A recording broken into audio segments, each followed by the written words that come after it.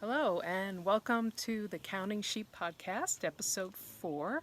I'm Ruth, your host, and my podcast contains quite a bit of fibery content, crocheting, knitting, spinning, and other shenanigans I get up to in the outside world away from my small farm in Vermont. We have a small sheep farm, my husband and I, and so we have 4 sheep and 10 chickens, and I'm actually on the deck in my backyard. That is the hummingbird feeder that we have, and you will probably see them coming in and out. They are quite active right now. I think they're trying to dodge the raindrops like I am right now. We are predicted some rain this evening, and I'm hoping to get the podcast done before the drops actually fall. So, because the lighting is nice right now, and my backyard is always a pleasure to sit in around this time of year. So yeah, I think I counted 5 hummingbirds this morning at the feeder. And that's usually the number we get during the summertime. I think I counted a total of 5 last year too, that just come in and out and kind of jockey for position. So they tend to chitter and chatter and make their little noises, and they're quite active. So if you see them, I hope they don't make too much noise and drown me out. All right, so for this podcast, I'm kind of labeling it all about the make-alongs. There are so many of them out there in all varieties of crafting. I'm seeing crochet-alongs, knit-alongs, spin-alongs. Tour de Fleece just started on Saturday, July 1st, and if you don't know what that's all about, I'll explain that a little bit down the line. So yeah, I felt like I needed to, clear a couple of my crochet hooks in order to actually justify starting on a crochet along. But the crochet along that I am participating in is one of Sandra's from Nomad Stitches, and I couldn't resist because it's hard to resist her patterns. They're so lovely.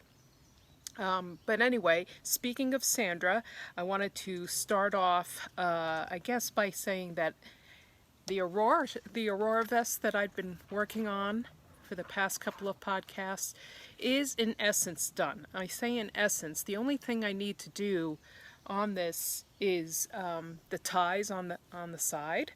And if you don't know what I'm talking about, this is the Aurora vest. This is the front. Its sides are open. This is the back of the Aurora vest. So pretty. And this is not in any way, shape, or form blocked yet. But lovely drape on this yarn. This yarn is from Ritual Dyes. And it's in their Maiden base. So yeah, that interest, that intarsia on the back, and the plain front, the neckline. She has such lovely finishing on her garments. This is kind of like kind of a slip stitch finishing on the sides. And I should just go ahead and put it on to show you. Slide the chair back without making too much noise. So there it is, and it will get tied right under the armholes, like right there. It'll come around to the front. Yeah, there we go. So very pretty. This was a fun make. A lot of techniques that I haven't done before, including the stitch work in the body, as well as the stitch work with the intarsia as well. So, but a lot of fun, and it's for the adventurous crocheter, and even the adventurous advanced beginner, I would say, could do this. So so gorgeous, and the drape is lovely with the yarn. But like I said, it ties on the side, so I'm working on the ties. There is a way to crochet the ties, an I-cord type of crochet tie that Sandra gives very good instructions for in the pattern. I found it a bit fiddly, and she did say if you know how to do a knitting I-cord, it's a lot easier. So that's what I'm doing. I got my double point needles out, and I'm actually doing the ties in I-cord, knitting I-cord. So, and they're just, you know, tooling right along. So you have to make 4 of them, obviously, 2 on each side, to tie the vest together. I think I had thought about not tying it, maybe sewing up the sides, but I love the finish on it so much on the sides that I'm going to finish it off the way the pattern describes. So yeah, so that's the Aurora vest. And if I get the ties done, maybe next time around, I'll show you how I had attached them. It's pretty easy, you just sew them on. So yeah, Aurora vest, highly recommend. This is what I have left over of the yarn from Ritual Dyes. This is a merino, I think it's a merino cashmere silk base, I want to say. Anyway, it's one of their sock bases. In these 3 colors on the back, and then this, of course, is the main color. I think if I have this left over, I might just crochet a frog. Dot Pebbles, she is a designer of little critters, and she just came out with a really, really cute crocheted frog and their outfits. So I might just partake in that. So yeah, very happy with my Aurora vest. The other thing I got off the hook this week is my baby blanket. There is a baby shower coming up in July in the state of Illinois for the nephew and nephew's wife. And I believe there are relatives traveling out. And so I might just send this off to be there or have them take it out for me. But anyway, I wanted to show you. It did come out to be quite large. So, sorry about the chair scraping. So, I'm really happy with how it looks, and I didn't feel the need to put a border on it. I think it was big enough, and I think it's a good size, so it can take, it's almost, you know, it'd be good for a toddler as well, so the baby can kind of grow with it, you know, grow into it. And yeah, so I was kind of happy that was off the hooks too. So cleared 2 projects so I could participate in a crochet along.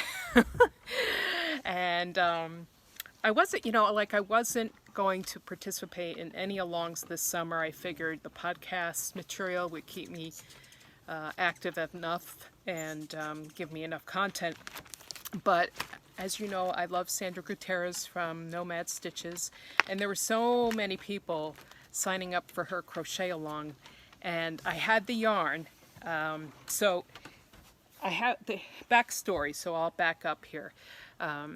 I had gotten the yarn for the Aurora vest in a kit that was a club from Ritual Dyes. So it was their spring equinox kit, and then I also received their summer solstice kit, which was just got that like last week or the week before, with yarn, enough yarn to make a kind of skirt, which looks to be one of those skirts you kind of, it's a wraparound and you can put it on over a bathing suit.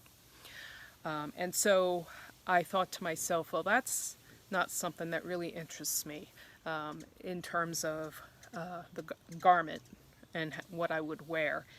And luckily, you know, this CAL came along, and one of the yarns that Sandra recommends is the Undine base from the Ritual Dyes, and that happened to be, you know, the yarn that came with the Solstice kit. And so, and it came in this lovely color called Dragon Fruit. Now, Undine is a 4-ply fingering weight yarn, and it's 60 organic cotton and 40 linen. And this is the Dragon Fruit colorway. This is my swatch. Oh, I just bring that up to the camera there. And that's this kind of the stitch pattern that we're using. And the CAL is called the Vesuvius CAL. Tea-cal, it sounds like a tea kettle. And anyway, here is what the tea looks like.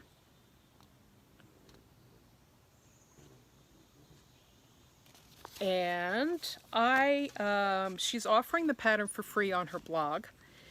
You have to join the CAL on her website, but that's totally free. And so you can get the pattern for free on the blog. And then she also offered a 50% off the PDF version. And I'm so old-fashioned, I really like the pattern in front of me in paper form. It's something I have a hard time getting away from. So I did use the coupon code that she offered and downloaded the PDF. You get half off the stated cost of the pattern. So I enjoy being able to check the rows off and that sort of thing. And I know there are programs out there on your phone that you can use to do the same thing. I just like to, I spend so much time online anyway and on screen that I look for ways to limit my screen time as much as possible. Anyway, I digress. This is Undine in all its glory. This is the beginning of the tea. And she has it all kind of laid out for you on a schedule, how much to get done throughout the month of July, and by the end of July you'll have the Vesuvius tea to wear. I am using a 3.25 millimeter hook for this yarn, and once you wash it, it has a beautiful drape and a beautiful hand to it, and I just love the color. And I can't see me wearing this as a skirt, a wraparound skirt cover-up, but I can see myself wearing this color as a tee. And it looks like the raindrops are coming, so I might have to cut this short and dodge inside. All right, so back inside where it's dry. So I was saying about the Vesuvius tea. I think there's still time to sign up, so if you're interested, go for it. It's on Nomad Stitches website. Free to sign up, like I said. Pattern is free. Great support groups in Instagram as well as Facebook. So I know I put a picture of my swatch up just yesterday, and people were liking it and hearting it and asking what the yarn was and the base and all that stuff. So it's nice to have that community when you're doing a crochet along, and that's what it's all about really, when you're crocheting the same thing with a whole bunch of other people. All right, so that is what I have on the hook right now in terms of that. In terms of my knitting, I'm afraid that I had to put, because I was putting so much time into getting the baby blanket done and getting the Aurora vest done, I neglected my Pressed Flowers Cardigan quite a bit. So I didn't do any work on that sweater, but I'm hoping to get some more time into that in the coming weeks. So I'm not showing that today because, like I said, no progress. So I haven't started my mom's vest yet. If you recall, I'm hand spinning the yarn for that vest, and it's the Licorice Vest by Joji Locatelli. I made one myself, and she had requested one as well. So I am almost done spinning the yarn for that, and I'm going to get started with that shortly. What is new in knitting is another CAL. Big surprise. And this one I wasn't going to start with either, but the Grocery Girls are giving some love to granny squares. And this summer they have a knit along, or a make along basically, showing some love to the granny square. And they're calling it the Hot Granny Square Summer Make Along. And I was watching, I was watching their podcast, and I was thinking, oh, that's great, they're giving some love to the granny square, but I have this, that, and the other thing going on right now. I'm not going to join in. Well, then one of them held up the pattern for these socks called Grannies in a Row socks, and I don't know if you can see that. You might be able to see how cute those are. And I had some yarn kicking around that I was making another pair of socks with, and this is West Yorkshire Spinners Signature 4-ply, and this is the Peacock colorway, which I just simply adore. And the color number is 851 Peacock, and I had already started a pair of socks, but I think with these Granny Go Round socks they have a knitted cuff on them, so I already have that part done on one sock and a little bit of the body, but I can just pull that back. And then I thought I would make my little granny squares for under the cuff and then start with the heel right away, because I want to make them shorty socks. And I think that would be really cute. So I'll have to let you know how I'm getting on with that in the next podcast. But I'm excited to try this technique of combining both knitting and crocheting in a sock. It's kind of cool. And I've always liked the granny square. I mean, that's kind of how I started off in crochet. My grandmother, who taught me to crochet, started me with the granny square. So with the granny square, you don't have to worry necessarily about where to put your hook into a stitch. You're always putting your hook into a space. So I think that's why it makes it easier for the beginner to learn. So anyway, I will let you know how that's going. And then in spinning, the old Tour de Fleece. So anyway, if you're not aware, Tour de Fleece is kind of a play on words with Tour de France. And the idea, this has been going on for years, the idea being that you spin as the bicycles are cycling in the Tour de France. And so on the days that they're cycling, you spin, and on their rest days, you rest. And it's very loosely defined. And a lot of people set goals in their spinning with the Tour de France because it kind of jump starts your spinning in case you were in a funk with your spinning. And it jump starts it for some people. Like it gets them going again, and then they continue on afterwards. And for some people, they start off strong and then kind of peter out, and that's kind of how I have been in the past. And I want to hopefully be able to change that this year. And I have enough spinning to last a lifetime and even more. So I thought I wasn't going to set any really strong goals. My goal is just to spin every day and try to get some of the stuff done that I already have in progress. So, and that includes this yarn, which I showed the last time, this speckled yarn, which is South American wool,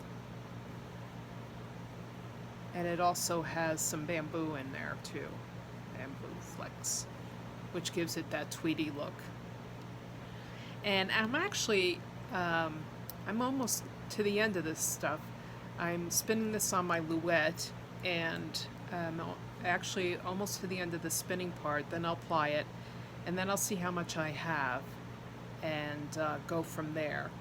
The other spinning project, of course, as I mentioned, was spinning for my mother's vest, the licorice vest. And I actually plied up 2 skeins on day 1, which was Saturday, and they are hanging in my kitchen right now. I've washed them and I hung them up to and added some weight to kind of set the twist on those skeins.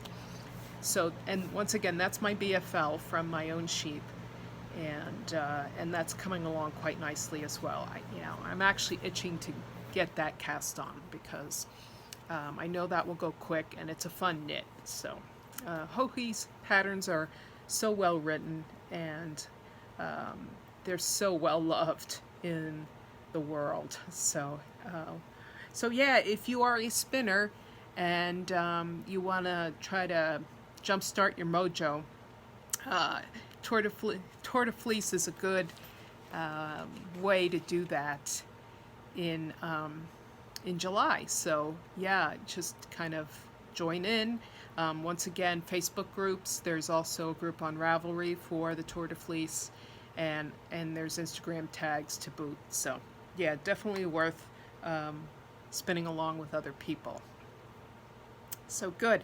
The last thing I want to cover, or is something I mentioned the last weekend, my husband and I went up to the northern New Hampshire, western Maine area to spend the weekend. It was a long weekend. We went up on Thursday and came back on Sunday. But my main purpose of going there was to participate in the Pleasant Mountain Fiber Workshops, which are held there every year in June. And I participated in 2 of the workshops, one on Friday and one on Saturday. They were both full day. I managed to take quite a few pictures of my workshops, and then at lunch I tried to walk around and see what other people were making in the other workshops. So, and there's so many talented instructors and talented people here in northern New England. It's always a treasure to be able to look at other handwork and get ideas for your own inspiration. So, but anyway, I will show you what I've done. I took a Sachko workshop, which is this needlework, and it's white thread on blue background usually, and these are coasters that we stitched. Lighting right now is not the best. That's why I like filming outside. And then here's another one. Some wavy stuff. I find this just as relaxing as knitting and crocheting. It's just very zen, you know. You just get into a rhythm and then it gets really hard to put it down. And then there was this one, which I really loved. Kind of like the round shapes. So those were the 4 coasters that we did, and then in the afternoon we traced our own. Well, she had patterns there to trace onto the fabric, so we chose a pattern, and then I don't know if you're going to be able to see the lines. I think you can. I started stitching this one. This is for a hot pad, and you can see my needle's stuck there.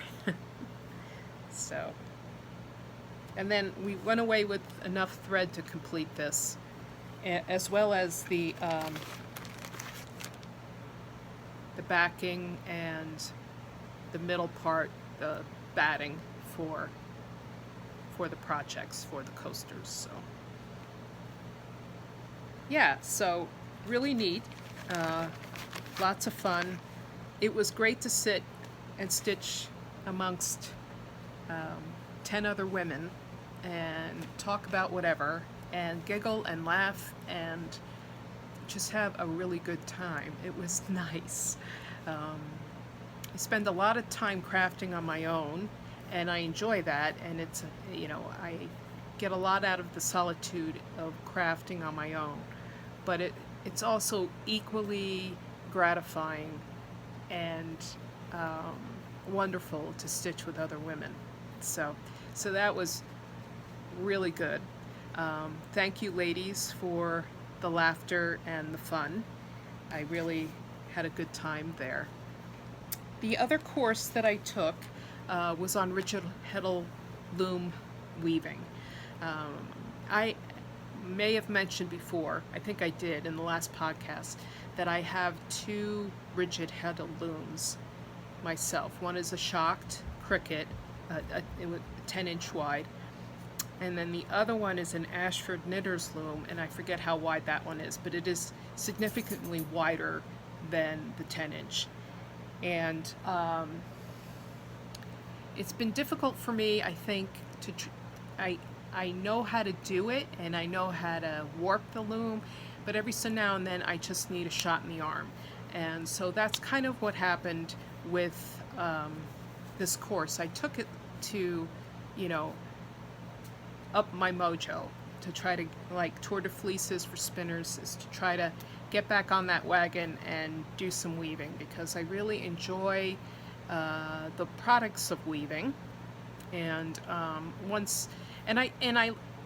I don't think the setup is onerous. I actually enjoy the setup and the actual sitting down and getting a rhythm with it. And it does take practice. And I think as an adult, it's hard to just practice. You want to be good at something right off the bat when you're an adult.